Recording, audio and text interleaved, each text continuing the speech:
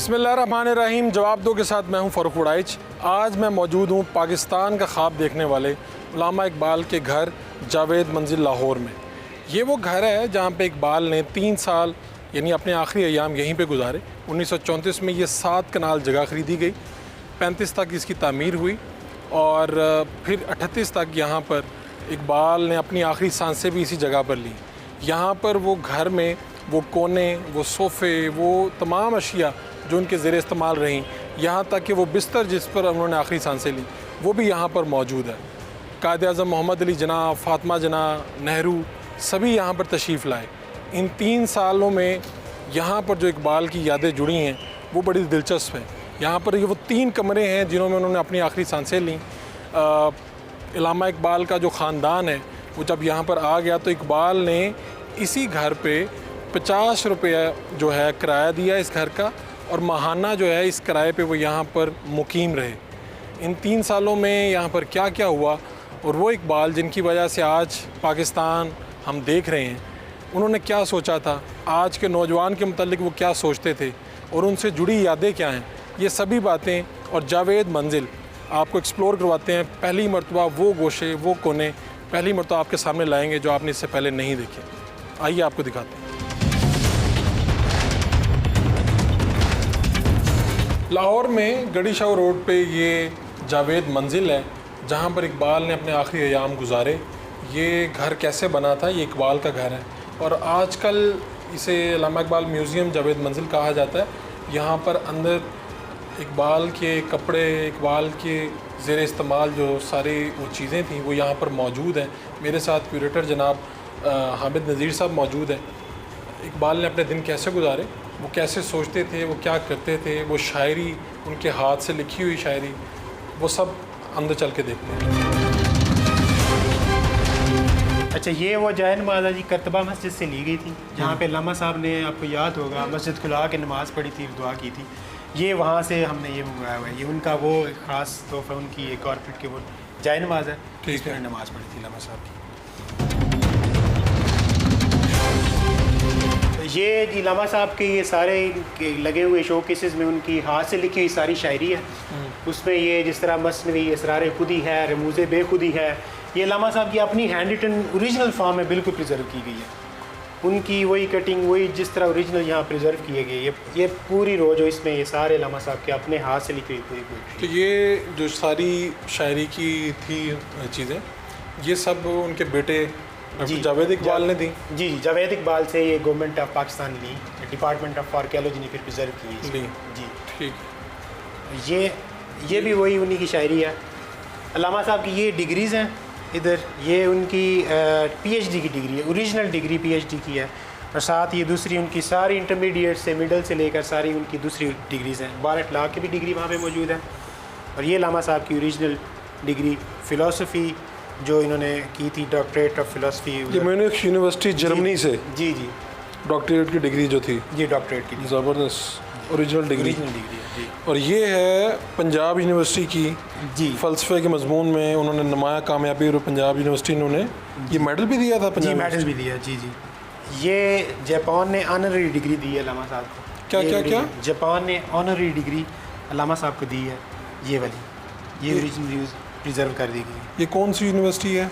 ये है जी doctor of literature की एजाज़ी डिग्री जोटोको यूनिवर्सिटी टोक्यो। जी, वफ़ात के बाद उनको पेश जी, वफ़ात के बाद पेश की गई है। ये उनकी सर्टिफिकेट जो है 12 लाख का, जो बरिस्ट्री का उनकी डिग्री है, ये वो।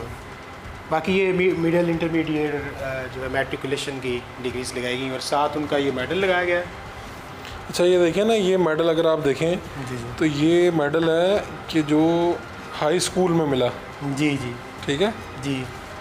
इसी तरह ये जो Scotch mission high school Sialkot वाला मिडल की सनद है। जी, बिल्कुल। ये इंटर की सनद है जो कहाँ से मिली है, दर्जा अव्वल में पास किया, फैकल्टी ऑफ आर्ट्स। ये ज़बरदस्त। तो ये सब कुछ यहाँ पर मौजूद है। जी, ये मौजूद है। ये इसको मंथली देखा जाता है, प्रिजर्व किया जाता है, इसकी ट्रीटमेंट होती है अगर ज़रूरत पड़े। के ख़ास टेम्परेचर, ह्यूमिडिटी लेवल वो सारा देखा जाता है। इसके नीचे हमने वो सलीका वो रखी होती है ह्यूमिडिटी लेवल को कंट्रोल करने के लिए। पब्लिक सबके लिए ओपन है? सबके लिए ओपन है, 8:30 से 5:30 तक ओपन है, बगैर टिकट के कोई भी यहाँ पब्लिक आके यहाँ विज़िट कर सकता है। कुल जगह कितनी है?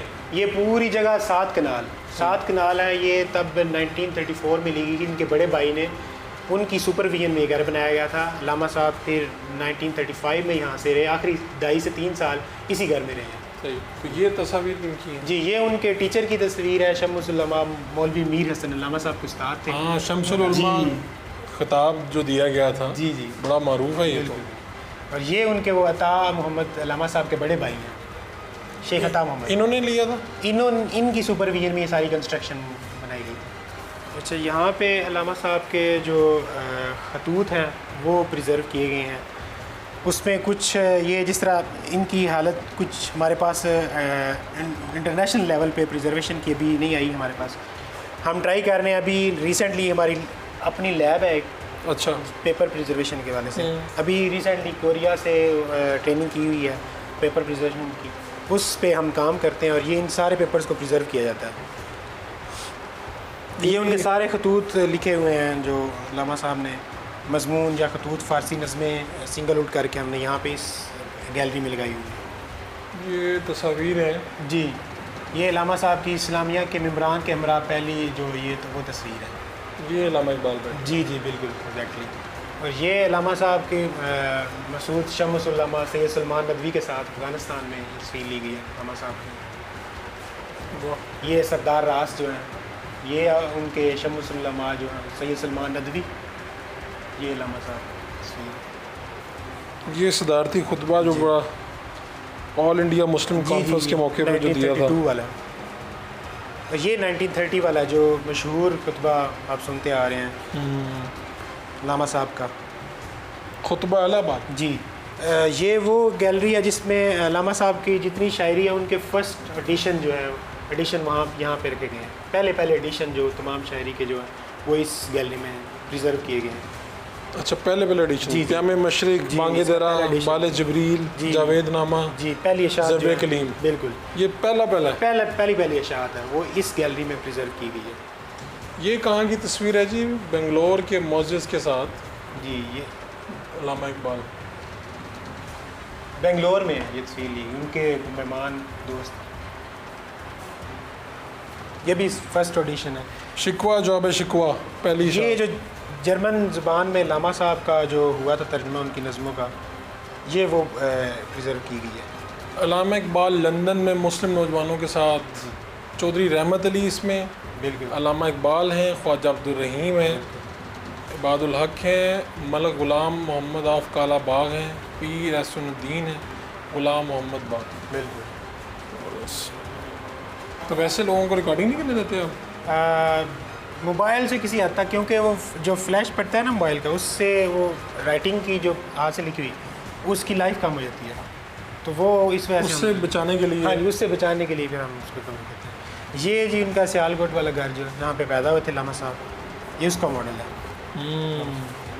तो ये इस वक्त जो सियालकोट में ये घर है कश्मीरी मोहल्ला में इकबाल मंजिल, जी जी, ये इस वक्त महफूज है? महफूज है, जी जी। वहाँ पे लोग विजिट करते हैं और जी जी के पास। जी जी बिल्कुल बिल्कुल। ठीक है, ये तस्वीर, ये अल्लामा साहब की ये तीनों मिसेज की तस्वीर है। ये सरदार बेगम अल्लामा साहब की बीवी, ये भी 2 हैं। इनके कहने पे ये घर की तमीर करवाई गई थी इन्होंने। सरदार बेगम जी, इन्होंने अल्लामा इकबाल की 3 मिसेज थी। जी जी बिल्कुल। सबसे नंबर 1 थी सरदार बेगम। जी जी, इन्हीं के कहने पे आज तीसरी बेगम थी। यानी अगर इन्होंने कहा था जी सरदार बेगम ना होती तो आज जावेद मंजिल ना होती और आज हम यहाँ खड़े ना होते। इनको रिक्वेस्ट की थी कि हमारे पास कुछ होना चाहिए अपने बच्चों के लिए, तो इन्होंने फिर कुछ जमा किया हुआ था। अल्लामा साहब कहा कि हमें घर लेना चाहिए। फिर ये तब 7 कनाल 42,045 रुपये का ये जगह खरीदी गई थी। फिर गवर्नमेंट ने ये जगह खरीदी है इनसे, जी, जस्ट इनके बच्चों से। जी जी, और फिर इस तरह से यहाँ पे म्यूजियम बना। ये उनकी, हाँ जी, एलिक्स साहब ने फिर यहाँ प्रिजर्व। ये क्या है जी? ये वो मिशन हाई स्कूल है जहाँ पे अल्लामा साहब जहाँ से मिडल, मैट्रिक और एफ ए के इम्तहान बिल्कुल, पास किए। ये सियालकोट का मिशन स्कॉच है। अच्छा, ये तस्वीर ये मुमताज़ बेगम है अल्लामा साहब की, ये मुख्तार की बीवी जी, मुख्तार बेगम अल्लामा इकबाल की बीवी जी, और ये है करम बीबी। तो ये 3 मिसेज जो अल्लामा इकबाल की हैं, ये उनकी तस्वीर। ये गवर्नमेंट कॉलेज यूनिवर्सिटी लाहौर का, जहाँ पे अल्लामा साहब पढ़े भी और पढ़ाया भी अल्लामा साहब ने। बी और एम में जी जीसी यूनिवर्सिटी से की। अब यूनिवर्सिटी होगी, उस वक्त गवर्नमेंट कॉलेज था जी। अच्छा जी, ये अल्लामा साहब की कैप हैं, सेम उसी हालत में प्रिजर्व की गई है। अल्लामा साहब एक वेल ड्रेस पर्सन थे। आप अगर आगे देखेंगे बड़ा अच्छी चीज़ें, यूनिक, बड़ी आज के दौर के भी फैशन फॉलो किया जा सकता है। ये अल्लामा साहब के डिफरेंट कॉलर्स हैं, ये डिस्प्ले में, इसके अलावा भी हमारे पास हैं, लेकिन डिस्प्ले में ये किए। ये बो टाइज अल्लामा साहब की सारी, ये उनके यानी उस वक्त ये करते थे। बिल्कुल, ये उस वक्त की सारी हम की। आज भी ये वाला चलता है, लेकिन जी ये तब की उनकी। ठीक है। ये जी अल्लामा साहब की ये वेस्ट कोट है, जो चीते की खाल, अंदर आप देखेंगे चीते की खाल की बनी हुई है अंदर से, ओरिजिनल है। ये उनकी वेस्ट कोट, ये उनके सूटिंग है, पेंट कोट, ग्लव्स, स्टिक पकड़ने के लिए जो यूज़ किया करते थे, ये वाले जी जी जी उनके दस्ताने हैं। ये भी वेस्ट कोट है उनकी। बास्केट जो है ये अल्लामा साहब के 3 पीसेस जो हैं, ये स्टिक अल्लामा साहब ने, आपने देखा होगा, ये तस्वीर में जो नज़र आ रही है स्टिक। जी जी स्टिक वही। और ये अल्लामा साहब का गालबन वो सूट है जो लंदन कॉन्फ्रेंस में गए थे, तो आपने देखा होगा, ब्लैक कलर का स्टिक पकड़ के। ये उनके टॉवल्स हैं, ये भी महफूज किए गए हैं। ये इसकी क्या कहानी है इस कालीन की? ये जी अल्लामा साहब अफगानिस्तान जब गए थे, नादिर शाह ने अल्लामा साहब को ये गिफ्ट दिया था, और ये हाथ से बना हुआ कारपेट है। अगर गौर से देखें, इसमें मुख्तलिफ तरह की तस्वीर बनाई गई हैं। ये देखें, एक मर्द की है यहाँ पे। इसके अलावा ये परिंदों की मुख्तलिफ तस्वीर हैं, जो हाथ से तब के दौर में अगर अंदाज़ा किया जाएगा कितना हाथ से फ़ाइन ये कारपेट बना है, तब की एक यूनिक एंटीक चीज़ थी जो अल्लामा साहब को बतौर गिफ्ट बादशाह नादिर शाह ने दी थी। ये वो खास इसकी है। Presented by the king of Afghanistan Nadir Shah to Allama Iqbal on his visit to Afghanistan, 1933 की बात। ठीक है। ये अल्लामा साहब की शलवार कमीज़ और ये कुर्ते आप देखें ज़रा, बैन का बहुत अच्छा डिज़ाइन है। ये आजकल भी इसी तरह की चीज़ चल रही है, देख लें आप, डिज़ाइन हाँ चल रही है। ये चला भी था बीच में, ये वाइट सेपरेट और नीचे कुर्ते का और स्टाइल है। ये बड़ा अच्छा तब के दौर का भी अल्लामा साहब का देखें ज़रा। ये अल्लामा साहब के वो पतलून और ये गर्म शलवार कमीज़ और ऊपर ये स्वेटर जो हम पहनते हैं, ज़बरदस्त। ये जावेद मंजिल में ये इकबाल की यादें, और ये पूरा वो घर है जहाँ पर इकबाल आए रहे, यहाँ पर कायद आज़म भी तशरीफ़ लाए। तो आपको उनकी यादें दिखा रहे हैं। एक शॉर्ट कमर्शियल ब्रेक लेते हैं, फिर आपको जावेद मंजिल के वो गोशे भी दिखाते हैं जो इससे पहले आपने नहीं देखे। Welcome back. जावेद मंजिल में हम इस वक्त खड़े हैं, और मेरे साथ इकबाल से मोहब्बत करने वाले, उनसे इश्क करने वाले research scholar anchor Fahd Ali Kazmi साहब मौजूद हैं। इकबाल क्या सोचते थे, और फिर इसी यहाँ पे वो सब चीज़ें मौजूद हैं जिनसे उनकी यादें जुड़ी हुई हैं। इकबाल की वफ़ात कब हुई थी, कैसे हुई थी, वो एक घड़ी है, उसका क्या किस्सा है, सभी बातें जनाब फ़हद अली काज़मी साहब से करेंगे। सबसे पहले तो ये जावेद मंजिल, इसके बारे में क्या बताएंगे? देखें, अल्लामा इकबाल जब लाहौर में यहाँ पे थे, और आपको पता है कि कुछ थोड़ी सी लीगल प्रैक्टिस भी करते थे, लेकिन वो लीगल प्रैक्टिस उस बड़े दर्जे की नहीं थी, क्योंकि शायरी आपका पैशन था और वो सारे मामलात थे। तो ये आपने घर बहुत अरसे बाद कोशिश के साथ 1930s में ये कुछ आपने बनाया था, और जावेद साहब के नाम इसको आपने मुंतकिल कर दिया था। और जावेद इकबाल असल में इसके ओनर एक लेवल पे थे, और ख़ुद उनके किराएदार बन गए थे अल्लामा साहब। तो अल्लामा साहब ने अपने मतलब जो कागज़ थे इसके कि ओनर बेटे को बनाया जावेद को, और इसलिए भी बनाया कि बच्चे बहुत छोटे हैं, और अगर कोई मामला हो तो बच्चों के नाम पे कोई एसेट इनहेरिटेंस जो है वो होनी चाहिए। तो वो एक बात ये भी है कि भाई इकबाल जो थे इस हवाले से कि प्रैक्टिस तो चलती थी, तो कहते हैं कि जब वो केस आ जाता था, पैसे इतने हो जाते थे कि अगला महीना चल जाएगा, तो उसके बाद केस नहीं लेते थे। इकबाल असल में primarily he was a reformer, और पोइट्री उनका एक टूल था, पैशन था। तो लीगल प्रैक्टिस की तरफ उतनी तवज्जो थी नहीं इकबाल की। तो अगर हम ओवरऑल देखें, वो बल्कि इसमें एट अ लाइटर नोट बहुत से वाक़यात हैं। एक आपके किसी ने पूछा आपके सेक्रेटरी से, मुंशी से, कि जी इकबाल की प्रैक्टिस कैसी है, तो उन्होंने कहा कि भाई प्रैक्टिस की क्या बात करते हो, वो सामने देखें अल्लामा साहब और एक उनके दोस्त शायर वो रदीफ़ और काफ़िए के ऊपर कुछ कॉन्वर्जेसन कर रहे थे। तो उन्होंने कहा जब उर्दू शायरी की बारीकियों के ऊपर कॉन्वर्जेसन होगी तो वकालत नहीं चल सकती फिर। जो आपने मुताला भी किया इकबाल का तस्वुर पाकिस्तान, अगर इस पर बात की जाए तो देखें, बात यह है कि अलामा को समझने के लिए ना हम अलामा को फ्रैगमेंट्स में देखते हैं। अलामा को एक होलिस्टिक पिक्चर में हमने देखना है। सबसे पहले तो ये अलामा की उर्दू शायरी, अलामा की फ़ारसी शायरी, अलामा का reconstruction of religious thought in Islam जो फ़लसफ़े पे उनके लेक्चर्स हैं, और फिर अलामा की पॉलिटिकल राइटिंग्स वो भी एग्जिस्ट करती हैं। और उसमें सबसे अहम खुतबा अलाहाबाद है। खुतबा अलाहाबाद के अंदर अलामा इकबाल ने जो थेरी को एडवांस किया था उसके अंदर मुस्लिम राइट्स की, क्योंकि एक जो टू नेशन थेरी जो बाद में जो हमारा कॉन्सेप्ट बना, जो 1940 के अंदर कायद आज़म ने भी इसको आर्टिकुलेट किया, तो अलामा की सारी जितनी भी थॉट्स हैं एक वर्ड के अंदर अगर हम जिस्ट में बात करें तो वो इश्क़ सरकार दो आलम है सल्लल्लाहु अलैहि वसल्लम, और एक नॉन सेक्टेरियन अप्रोच है, उम्मत को जोड़ना है सरकार दो आलम की ज़ात के साथ, जो कि आज मिसिंग है, ऑफ कोर्स। आप बड़ी पिक्चर में इकबाल को किस तरह से क्या पसंद करते हैं ज़्यादा? उनकी शायरी की तरफ बढ़ते हैं या उनका वो रिफॉर्मर के तौर पे आपको अच्छे लगते हैं? कहाँ पे, यानी मैं आपकी ज़ाती एक राय पूछ रहा हूँ। अलामा की शायरी तो इतनी ताकतवर है, मेरा ख़्याल है कि बहुत कम शायर हैं जो अलामा को कम्पीट कर सकते हैं। और मकसदियत वाली शायरी अगर आप उर्दू लिटरेचर के अंदर देखें तो ऑफ कोर्स मीर तकी मीर या गालिब बड़े शोरा हैं, लेकिन मकसदियत में जहाँ पे इकबाल ले गए हैं वो लेवल और है।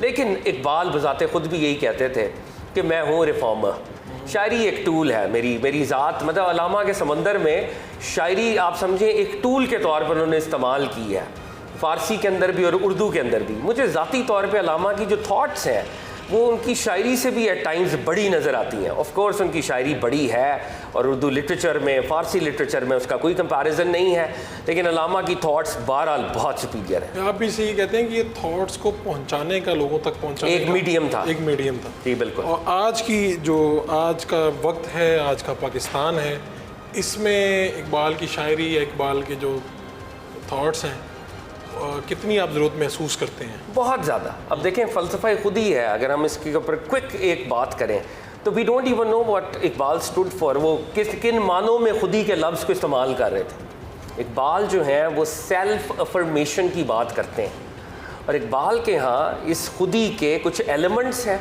अलामा ने पूरी थेरी दी है असरार खुदी के अंदर जो आपका फ़ारसी कलाम है, और फिर बेखुदी की बात भी की है। एक लेवल पे सेल्फ अफर्मेशन, एक लेवल पर सेल्फ नेगेशन।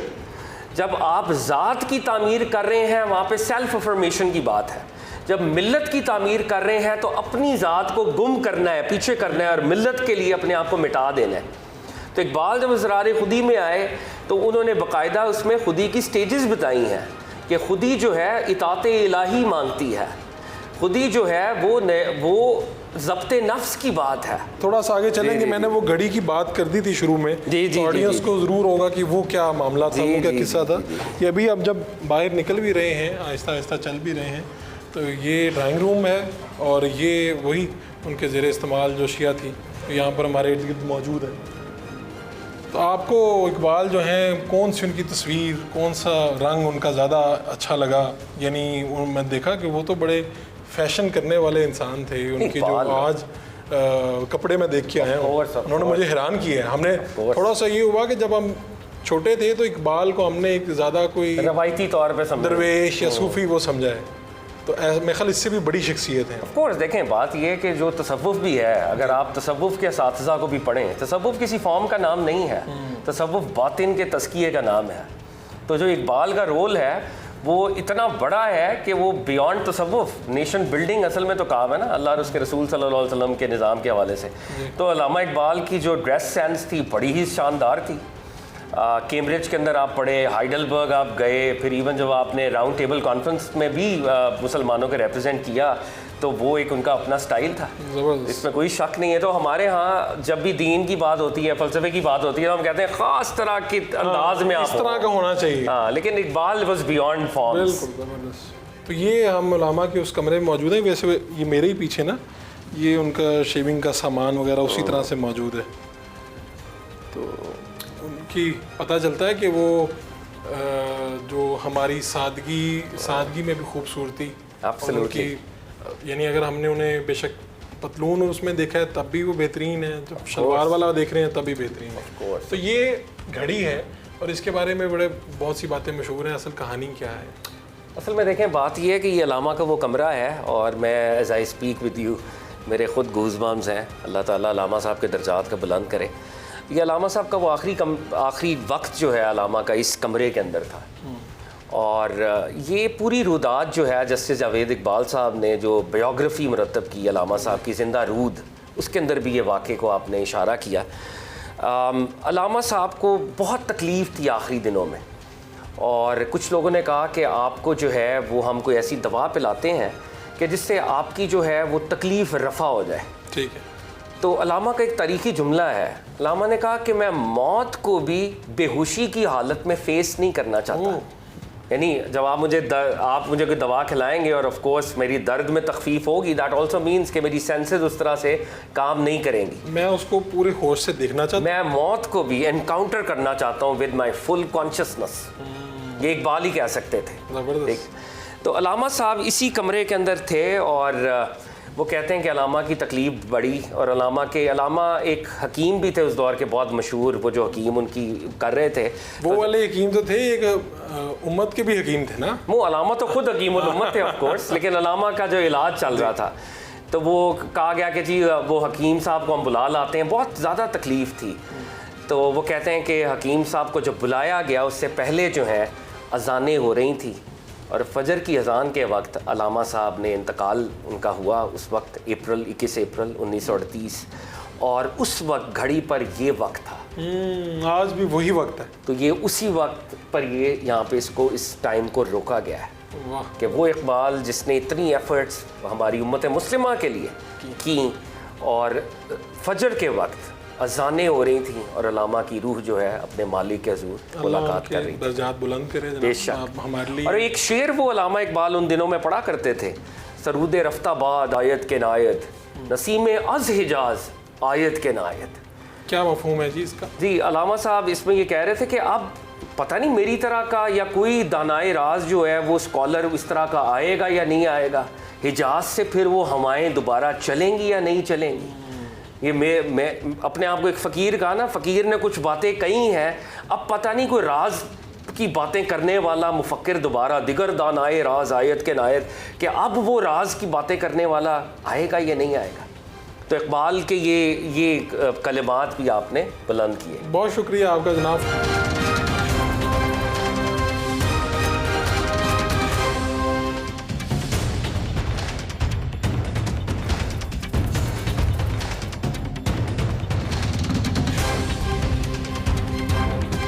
तो ये अल्लामा इकबाल ने अपने आखिरी अय्याम इन 3 कमरों में गुजारे हैं। एक कमरा ये जहाँ से मैं गुजर के आया हूँ, दूसरे में मैं खड़ा हूँ, और तीसरा इससे आगे कमरा है। तो यहाँ पे ये कमरा, और ख़ास तौर पे ये सोफ़े, ये कुर्सियाँ, यहाँ पे इसी घर में, इसी कमरे में कायद-ए-आज़म मोहम्मद अली जिन्ना आए, फ़ातिमा जिन्ना आई, और यहीं पे जवाहरलाल नेहरू तशरीफ़ लाए, इन्हीं सोफ़ों पर विराजमान हुए, यहीं पे बैठ के उन्होंने खाना खाया, यहीं पे दावत जो उन्हें दी गई। और ये जिस आखिरी कमरे में मैं दाखिल हो रहा हूँ, ये यहाँ पे, तो यहाँ पे तो आप देखेंगे डाइनिंग भी है, पीछे तैयार होने के लिए ड्रेसिंग भी है, ये वो बर्तन भी हैं इकबाल के इस्तेमाल में जो बर्तन थे, जो अपने मेहमानों की वो खिदमत और ख़िदमत तवाज़ु वगैरह करते थे, वो सब कुछ ये। तो ये वो आखिरी 3 कमरे हैं जहाँ पर इकबाल का जो क़याम रहा, और यहीं पे उनकी वफ़ात हुई। एक short commercial break. Welcome back. Justice retired नासा इकबाल साहिबा, पाकिस्तान में शायद ही कोई शख्स हो जो इन्हें ना जानता हो, इनके ख़ानदान को ना जानता हो। अल्लामा इकबाल की बहू भी हैं, डॉक्टर जावेद इकबाल मरहूम की बेवा भी हैं। और दिलचस्प बात ये कि इनकी ज़िंदगी की कहानी बड़ी दिलचस्प है कि शादी के बाद इन्होंने तालीम मुकम्मल की, फिर जज के तौर पर फ़राइज़ अंजाम दिए, और आज भी मुतहर्रिक ज़िंदगी गुजार रही हैं। लाहौर में लाहौर लॉ कॉलेज के प्रिंसिपल भी हैं। डॉक्टर साहब आपका बहुत शुक्रिया। अब मैं आपको डॉक्टर साहबा कह लूँ? अभी तो मैंने डॉक्टरेट ली नहीं ना, वहाँ रजिस्टर्ड हूँ। तो अब आप GCU में तो आप PhD कर रही हैं इस वक्त? PhD कर। तो क्या आपकी तो ज़िंदगी में ये बड़ा दिलचस्प है कि आपने सब कुछ शादी के बाद ही किया? हाँ, तो मैंने सोचा ये भी सब, डॉक्टर साहब भी PhD थे, उनके वालिद भी PhD थे, मेरे वालिद भी PhD थे, तो मैंने कहा मुझे भी चाहिए, कम से कम उनके मुकाबले तो आ जाए। तो मैंने भी PhD के लिए रजिस्टर किया हुआ। ख़ुद भी आपका एक बड़े ख़ानदान से ताल्लुक़ है आपका, मैं अभी देख भी रहा था, फातिमा मेमोरियल हॉस्पिटल जो है आपकी वालदा वालिद साहब इन्होंने बनाया ये, जी हाँ, और आपके जो फिरोज सन्स यानी जो आपके जी हाँ। दादा जी हाँ, तो पाकिस्तान वही के तो बहुत फिरोज बड़े, थे। जी जी फिरोज। तो ये कैसा लगता है, यानी आप इकबाल की बहू हैं, डॉक्टर साहब की बेगम, तो कैसा ये मुश्किल है थोड़ा कि लोगों की एक्सपेक्टेशन बहुत ज़्यादा होती हैं कि जी ये चूँकि इकबाल का ख़ानदान है, किस होनी तरह से तो आप- नहीं चाहिए। देखिए इकबाल अपनी एक मुनफरद हैसियत रखते थे, उनकी तरह तो कोई भी नहीं हो सकता, ना उनके पोते हो सकते हैं ना उनके नवासे हो सकते। तो बाकी ये है कि करोड़ों ख़वातीन हैं पाकिस्तान में। मेरे लिए बहुत बड़ा एजाज़ है कि इकबाल के घराने में मैं शामिल हुई, लेकिन मुझे पता तो कुछ भी नहीं है ना। इकबाल की का तो वसाल हो चुका था मेरी पैदाइश से पहले। कभी लोग फ़ोन पे ही पूछते हैं कि जी ये आवाज़ रिकॉर्डिंग है, ये अलामा की है। मैंने कहा नहीं, उनके तो आखिरी चंद साल गला बिल्कुल बैठा हुआ था, तो वो तो बात कर ही नहीं सकते थे। तो जो करते भी थे तो बहुत धीमी आवाज़ में करते थे, या कि कोई भी उनकी आवाज़ नहीं है। बस लोगों की, आज सुबह भी फ़ोन करके मुझे पूछ रहे थे कि जी हमने मुनीरा बानो को मिलना है। मैंने कहा वो किसी को नहीं मिलना, नहीं तो वहाँ पे लाइट तांता लग जाए लोगों का। नहीं तो इकबाल कैसा पाकिस्तान चाहते थे, यानी कई कई जगहों पे लोग कहते हैं ये इस्लामी पाकिस्तान, कहीं पे आया कि लिबरल पाकिस्तान चाहते थे, किस तरह का पाकिस्तान का जहाँ सामने? इंसान की इंसानियत को पहचाना जाए, डिग्निटी ऑफ मैन, ठीक है। ये इकबाल चाहते थे। आप ये बताइए कि आपके 2 बेटे हैं, जी तो आपके बेटे वलीद इकबाल सियासत में हैं, जी, तो आपके शोहर जो जुज़ है वक्ती सियासत में जुज़ थे, अब तो सियासत में नहीं है, सेनेटर बने थे जी, थोड़े से वक्त के लिए। तो आपके जो शोहर थे उन्हें उस वक्त ऑफ़र हुई भुट्टो साहब की तरफ से, लेकिन फिर भी उन्होंने लाहौर के हल्के से इलेक्शन लड़ा और भुट्टो साहब जीत गए तब। जी हाँ, तो उस वक्त उन्होंने इनकार इस बात पे किया था कि भाई मैं कैसे मुस्लिम लीग को छोड़ दूं, ये तो हमारी अपनी पार्टी है। अब उनकी वालिद की पार्टी थी, उन्होंने, हाँ। अलामा इकबाल सदर थे मुस्लिम जी। लीग के। तो फिर वो सेनेटर बने, जी हाँ, डॉक्टर जावेद इकबाल जी साहब। हाँ, तो आपके बेटे भी सेनेटर बने, जी हाँ। लेकिन एक ऐसी पार्टी के वो टिकट पे जो बिल्कुल मुस्लिम लीग के ऑपोजिट है। तो आपने इन दोनों चीज़ों को कैसे देखा, या आपने बेटे से बात की उस वक्त? अपनी अपनी मर्जी है कि आप किसी के मामलात में दखल नहीं दे सकते। मैंने तो कहा था सियासत की तरफ जाना ही ना। अच्छा, ये आपने अच्छी- सियासत जाने में मना कर दिया था? अच्छी चीज़ नहीं है। ठीक है। अपना कारोबार तुम करो, तुम्हारा पेशा है, तुम वकील हो, अच्छा पेशा। कहता था आपने नहीं की, अपनी मर्जी से नहीं की, मेरी मर्जी है मैं करूँ। मैंने कहा अच्छा भाई करो, मैं तुम्हें ट्राई दे सकती हूँ। तो बस उससे मैंने इतनी बातें की, उसने नहीं सुनी, मैंने कर दी। तो डॉक्टर जावेद इकबाल ने जिस वक्त वो सियासत में आ रहे थे, उस वक्त आपने को मशवरा दिया, या आपका क्या था, करनी चाहिए या नहीं करनी चाहिए? तब तो मैं बहुत छोटी उम्र थी, तो इसलिए मैंने कोई खास मशवरा नहीं दिया। उन्होंने इलेक्शन लड़ा, मैंने उनका साथ दिया। डॉक्टर जावेद इकबाल साहब और आपका तो इतना, यानी क्या आप देखती हैं डॉक्टर जावेद इकबाल साहब की शख्सियत से? कुछ लोग ये भी कहते हैं कि इकबाल से वो मुख्तलिफ थे, या उनकी सोच में ज़रा था, और बड़े खुले डुले अंदाज में कुछ बातें वो कर जाते थे।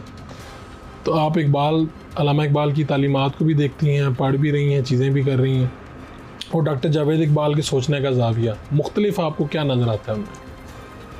देखिए वो खुद कहते होते थे डॉक्टर जावेद इकबाल अपनी ज़िंदगी में कि इतने बड़े और घने दरख्त के साए में सिर्फ छोटे पौधे पनप सकते हैं, तो मैं अपने बाप जैसा तो कभी हो ही नहीं सकता। और ये तो सदियों में एक शख्सियत ऐसी होती है, तो मैं तो आम इंसान हूँ जैसे बाकी। अच्छा मैडम, 2018 में बड़ी खबरें चली बहुत ज़्यादा कि आप सदर पाकिस्तान बनने जा रही हैं, ये क्या मामला? ऐसे ही उड़ा दिया था। नहीं, आपसे किसी ने कुछ पूछा था, कुछ हुआ था ऐसा? नहीं, मुझे नहीं पता। क्योंकि कहा जा रहा है कि शायद इमरान खान उस वक्त चाहते थे कि आपको, शायद इमरान खान की तरफ से ही मेरा ख्याल है ये तहरीक थी, लेकिन मुझसे ज़ाती तौर पर मैं समझती हूँ अलवी बहुत अच्छे से।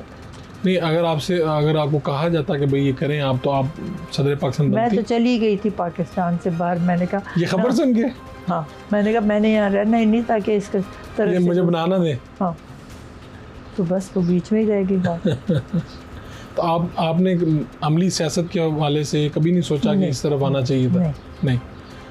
अब वो डॉक्टर जावेद इकबाल अमली सियासत में थे, वलीद था, तो सारे ख़ानदान ने थोड़ा सियासत का रास्ता ले लेना। तो जो मुनीब इकबाल हैं आपके दूसरे बेटे, जी हाँ। लोग कहते हैं कि उनका जो ज़्यादा रुझान है, मिलान है मुस्लिम लीग नून उनकी तरफ है, ये दुरुस्त है बात? कुछ हद तक था ही, लेकिन वो भी गैर सियासी है और वकील हैं, कुछ प्रैक्टिस भी करते हैं, जिस वक्त उसका जी चाहे कहते हैं बस अब मेरे पास काफ़ी है, मुझे नहीं ज़रूरत। शादी जो नहीं की, तसल्ली से रहता है, ये भी है, कनात पसंद है, ये उसकी तबीयत बिल्कुल अपने दादा के ऊपर। ठीक। अल्लामा इकबाल 500 रुपये महीना कमाते थे, और जब 500 रुपये कमा लेते और दे देते जावेद की वालदा को, तो फिर कोई साइल आता, कहते मियाँ मेरे तो घर का खर्चा पूरा हो गया और मेरी ज़रूरियात भी, आप कोई अच्छा सा वकील और कर लें। यानी बस मेरा हो गया काम, मैंने इससे मज़ीद एक महीने में ज़्यादा काम नहीं करना। सही है। नहीं करते बिल्कुल। तो आपकी जब शादी हुई तो कहाँ पे आप शादी करके कहाँ आई, किस घर में? जावेद मंजिल। जावेद मंजिल में। वो अल्लामा इकबाल ने अपनी ज़िंदगी में कोई मकान बनाया ही नहीं, ना उनके पास कोई मूवेबल प्रॉपर्टी थी कभी। अच्छा। तो उनकी एहलिया कहती थी, जावेद की वादा, छोटे छोटे बच्चे, कोई इनके पास ठिकाना नहीं होगा और आपको इस बात की फ़िक्र ही नहीं है। वो क्या कहते थे? आगे से बस खसियानी सी हंस के तो चुप कर जाते थे। फिर वालदा ने वो 500 रुपये महीने से कुछ जोड़े पैसे, उससे वो ज़मीन ख़रीदी जावेद मंजिल की, रेलवे हेडक्वार्टर्स के सामने 9 कनाल ज़मीन थी, अब तो उसकी कीमत करोड़ों में है।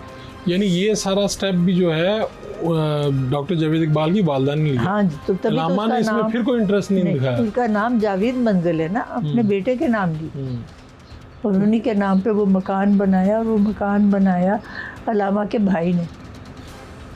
तो वो यानी अल्लामा सोचते थे कि कोई अपनी जायदाद या कोई चीज़ बनाने की ज़रूरत नहीं, बस तबीयत में कनात पसंद थे। अगर कोई एक फ़र्ज़ कर लें कि इकबाल या कायदे आज़म देख रहे होते आज के पाकिस्तान से, तो कितने मुतमिन होते? इस बात से तो मुतमिन कतन ना होते कि यहाँ अकरबा परवरी चल रही है, क्योंकि उनके ज़हन में तो कभी ये बात थी नहीं। वो तो चाहते थे कि सब इंसान बराबर हों, और इकबाल भी यही चाहते थे, और कायदे आज़म उनको मिलने आए थे जावेद मंजिल में। और बल्कि किताब जो ज़िंदा रूद है उसमें डॉक्टर जावेद इकबाल ने लिखा हुआ कि मेरे वालिद ने कहा आज एक बहुत बड़ी शख्सियत आ रही, आप उनका दस्तखत ज़रूर कराइएगा ऑटोग्राफ में। तो इन्होंने करा दिया। तो वो पूछने लगे कायदे आज़म जावेद को कि आपने बड़े होके क्या बनना है? ठीक। तो आगे से चुप कर गए। इनको पता, छोटा सा बच्चा जो था, ये 7 साल के तो थे इनका, या 10 साल के थे, इनके वालिद फौत हो गए थे। तो इन्होंने कुछ नहीं कहा। तो कायदे आज़म ने उनको कहा इकबाल को कि ही डजंट आंसर। तो कहने लगे he is not going to answer until you tell him what he is to do when he grows up, he is waiting for you. तो बस फिर कायदे आज़म, और उनके लिए तो अल्लामा ने वो शेर लिखा था, गए दिन के तन्हा था मैं अंजुमन में, यहाँ अब मेरे राजदा और भी हैं। कायदे आज़म के लिए। तो ये जो वाक़या बड़ा मशहूर हुआ कि जी अल्लामा ने कहा कि जावेद बंद कर दिखाओ तो देखें, हाँ, ये दुरुस्त है? उन्होंने दरवाज़ा खटखटाया ना, तो उस वक्त अल्लामा की कुछ बिनाई भी कमज़ोर थी। उन्होंने पूछा कौन है? मैंने कहा मैं जावेद हूँ। देखा, जावेद बन के दिखाओ तो जाने। तो आप डॉक्टर जावेद इकबाल अपनी वालदा से ज़्यादा मानूस थे, उनके करीब थे या अल्लामा के? वालदा तो उनकी पहले फौत हो गई थी। जावेद मंजिल उन्होंने कितने शौक़ से वो जगह ख़रीदी थी, और फिर वो घर बना, उसमें आई हैं तो तीसरे दिन फौत हो गई थी। तो इसलिए उनका तो कोई ज़्यादा। और ये जावेद कहते हैं, मुझे याद है, मुझे कहा किसी ने कि इनके मुंह में आप शहद डालिए, बस मैंने शहद डाली, उन्होंने मेरी तरफ देखा और आंखें बंद कर ली। यानी कि जावेद मंजिल बनी और तीसरे दिन ही जब यहाँ पर आई तो वो फात हो गई। तो आपने अपने बच्चों की परवरिश करते हुए उन्हें तो बड़ा ज़ोम भी होता है ना, हमारा इकबाल, अल्लामा इकबाल के ख़ानदान है, तो आप उनको किस तरह से उन्हें बताया कि आजी इंकसारी किस तरह से उनको सिखाई? देखिए, हर शख्स की अपनी तबीयत होती है जी। तो अपनी तबीयत के मुताबिक जो कुछ उनकी समझ में आई उन्होंने की। मैंने तो उनको यही सिखाया कि भाई आप शराफत से ज़िंदगी गुजारिए, कभी ये नहीं सोचना को कोई बदनमानी करनी, और अपने बाप दादा की मिसाल अपने सामने रखिए, तो इंशाल्लाह अच्छा वक्त गुजर जाएगा। और मेहनत के अलावा कोई काम नहीं हो सकता, काम काम और काम, यही कायदे आज़म का भी स्लोगन था।